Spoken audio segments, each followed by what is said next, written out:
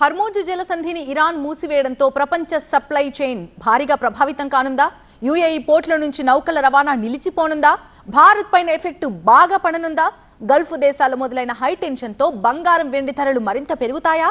Israel America దాడులపై అంతే ధీటుగా స్పందిస్తోన్న Iran counter attack అంశంలో వ్యూహాత్మకంగా వ్యవహరిస్తోంది. క్రమంలో కీలకమైన హర్మూజ్ జలసంధిని ఇరాన్ మూసివేసింది. కొద్ది రోజుల క్రితమే అమెరికాకు కౌంటర్ ఇచ్చేందుకు హర్మూజ్ జలసంధిని తాత్కాలికంగా మూసివేసి క్షిపణి విన్యాసాలు నిర్వహించింది ఇరాన్. అంతర్జాతీయ వాణిజ్యానికి చమురు రవాణాకు హర్మూజ్ జలమార్గం ఎంతో కీలకం. ప్రపంచ చమురు రవాణాలో 20% హర్మూజ్ జలసంధి ద్వారానే జరుగుతుంది. జలసంధిని మూసివేసే సామర్థ్యం తమకుందని ఇప్పటికే అమెరికాకు సంకేతాలు పంపింది ఇరాన్. దీన్ని పూర్తిగా మూసివేస్తే యుఏఈ పోర్టుల నుంచి నౌకల రవాణా నిలిచిపోనుంది.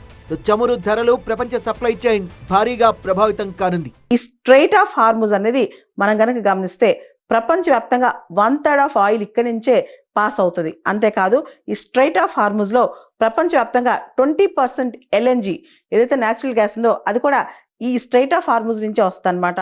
భారత్ చమురు దిగుమతుల్లోనూ చాలా వరకు హర్మూజ్ జలసంధి నుంచే జరుగుతాయి. ఇప్పటికే అమెరికా ఆంక్షల తర్వాత భారత్ రష్యా నుంచి చమురు దిగుమతుల్ని తగ్గిస్తోంది.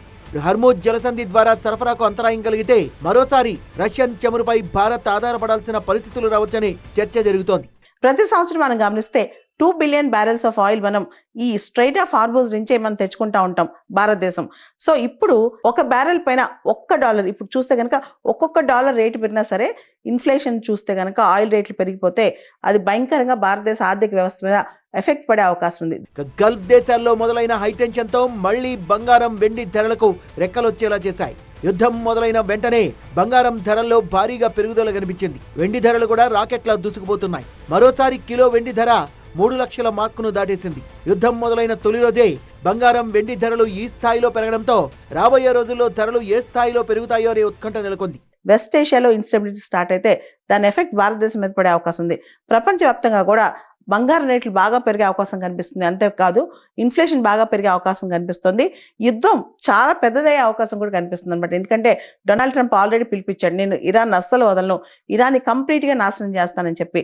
డొనాల్డ్ ట్రంప్ ఈ విషయంలో ఆయన అనుకున్న గ్లోబల్ ఆర్డర్ తీసుకొచ్చే దిశగా ఆయన ప్రయత్నాలు ముమ్మరం చేస్తున్నారు. ఈ టైంలో ఎవరికైనా సేఫ్ బెట్ బంగారం కాబట్టి బంగారం రేట్లు పెరిగే అవకాశం కనిపిస్తుంది. చమురు రేట్లు పెరిగే అవకాశం కనిపిస్తుంది. ఎకనామిక్ స్లో డౌన్ అయ్యే అవకాశం కనిపిస్తుంది అనమాట.